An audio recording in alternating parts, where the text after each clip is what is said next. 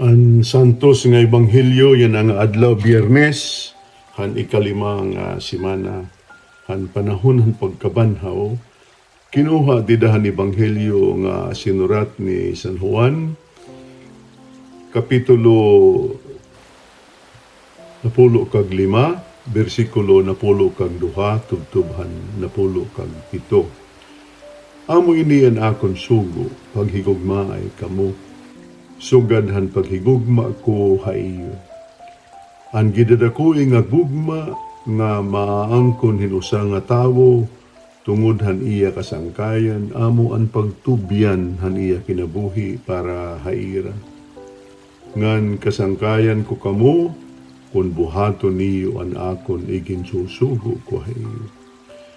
Diri ko na kamo tatawgon nga mga surugoon kay diri maaram ang surugoon han gimbubuhat han iya agaron. Lugod, tatawagon ko kamo nga mga sangkay.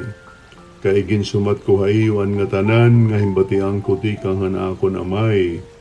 Waray kamo magpili ha akon. Ako ang nagpili ha iyo, nga nagtudlok ha iyo, nga magkalakat kamo ngan mamunga hindamo nga bunga, ngan magmamamam iyo mga bunga magpapadayon. Sanglit, iyahatag ko ha iyo, han amay, han bisan ano nga iyo pangaroon ha iya, ha akon ngaran. Sanglit amoy ni anako ni ginsusugo ha iyo pagsihigugma ay kamo. Mga kabugtuan an maupay nga sumatan aton dayon nga kataluwasan.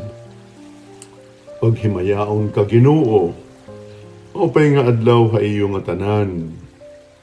Amo ini ang sentro han mga sugo han aton Ginoo Hesukristo. Kung kita nagsusunod han mga tudlo han aton singbahan, han aton mga magturutdo didahan aton pagkilala kan Hesus, ini amo ang sentro nga angin naton pagtitigan. Pagsihigugma ay kamo, sugad han akon paghigugma ha iyo. Kung sugad, ini nga paghigugma nga amo ang usahan pinaka makalilipay nga mga inaabat usa nga tao. Usa nga paghigugma nga diri sugad han paghigugma han tao, han iya ig kasi tao, sumalahan iya inaabat. Han iya binabati, han iya kinikita, o ganiya na hibabaruan. Lugod ini nga paghigugma nga tudlo na Hesus, wala iba kundiri ang paghigugma sugad, han iya paghigugma ha aton. Mga kasangkayan, kahalarom hini nga angay naton hunahunaon nga pinasisigaran, han pagtanding han aton gugma nga angay naton pagbuhaton.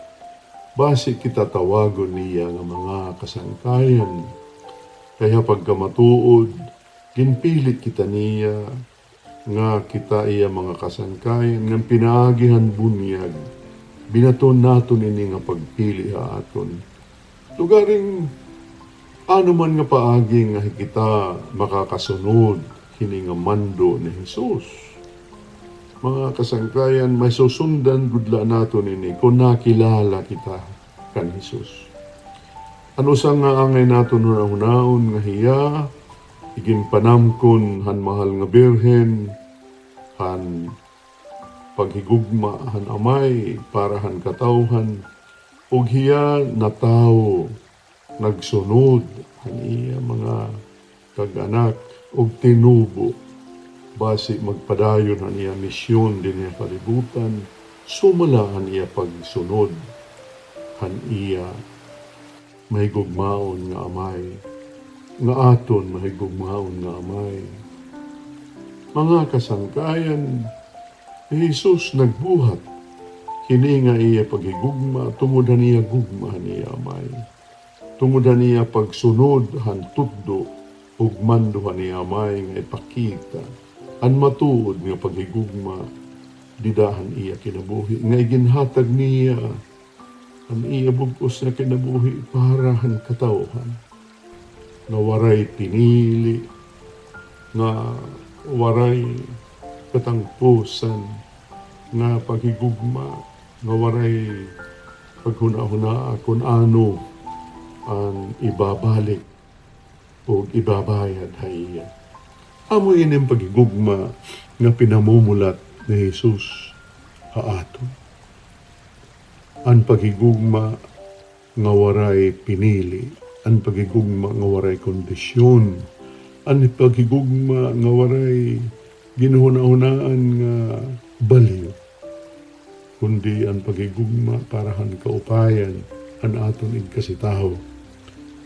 Diri ini masayon nga manlubuhaton.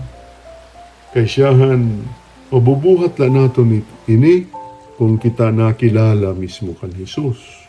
Ngan mabubuhat naton ini kung kikitaon naton nga naton igkasitaho sugad ha aton mga tinuha han Dios. Sugad han aton mga pinili han Dios. Sugad ha aton mga binaton han Dios. Dida ka ni Kristo pinagyan bunyan. Kung sugad nga tanan nga tao. Nga tanan nga tao, maan hiya kalibutan, mga tao nga aton kinikilala, mga tao nga diri nakilala ha aton, mga tao nga diri naton ginuhuna-hunaan, mga tao labi na good, an may mga panginahanglan, amo ini ang angay naton, higugmaon. Sugad ang paghigugma ni Kristo ha aton ang tanan. Kung makalilipay huna-hunaon nga, ini nga kan Jesus mando ha aton, nasunod gidahan mga ebanghelyo nga gimbasa naton han Domingo nga linabay og han Domingo nga masunod kay didahin nga mga kapitulo han ebanghelyo ni San Juan tikanghan napulo kag upat tubtubhan napulo kag pito nga mga kapitulo makikita naton ang mga tutdo ni Jesus antes siya igtubyan ang iya kalugaringon tida han krus. Sugad amo ini ang mga pulong hinusa nga tikamaratay o mahatag na haniya kinabuhi para haat na tanan. Ginaagat ko kamo, basahan niyo ang mga kapitulo tikanghan napulo kag upat tugtubhan napulo kag pito. Hantutdo ni Jesus base naton may sabutan kung ano gud an iya pagturunan nga angin natin pagsundon base kita makasunod han ginhadian nga igintuddo aton para kita nga tanan makausa ug makigpuyo kaupod han Diyos Amay, Diyos Espiritu Santo ug han Diyos Anak Hesus Kristo. Amen.